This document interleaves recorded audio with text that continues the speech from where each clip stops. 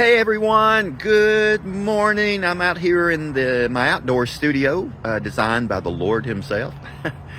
I hope you're having a good day. God bless you. A devotional thought. In Psalm 42, there's a place where the psalmist, who's overwhelmed by circumstances and opposition, cries out, deep calls unto deep. He's talking about how his heart cries out for the Lord. Earlier he says, as the deer pants for the water, my soul pants for you, O God. Deep calls unto deep. That means in every human being, there's that God-shaped vacuum that only God himself can fill. God made us, for instance. If we have hunger, that means there's a food to satiate that hunger. If we're thirsty, there's a drink, water that can quench that thirst.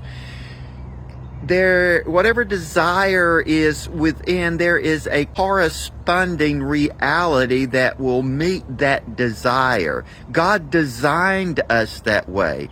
That we're seekers, we're searchers, if you will.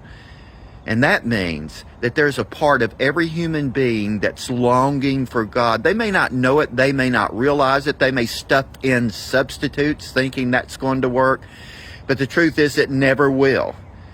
Even when God made Adam, he said it's not good for man to be alone. So there was a desire encoded into Adam for a helpmate, and God made him one. Every person you meet has a longing for God. They may not have identified it, but they were made for him, and they were made by him to glorify him. So you're not going to be ultimately fulfilled and satisfied until the Spirit of the living God fills that place within you. It's reserved for him and him alone. Nothing else will really fit. Nothing else will really work. Deep calls unto deep. And believers, that's important for us to keep in mind for our own hearts. That sometimes we can be longing and searching and don't know why we're not happy, when the truth is we may just need to draw aside and spend some time with God, because there's a part of us that longs for him, and that's the part that needs to run point in our life. Our spirit, made to be the dwelling place of his Spirit. You are a spirit, have a soul, you live in a body.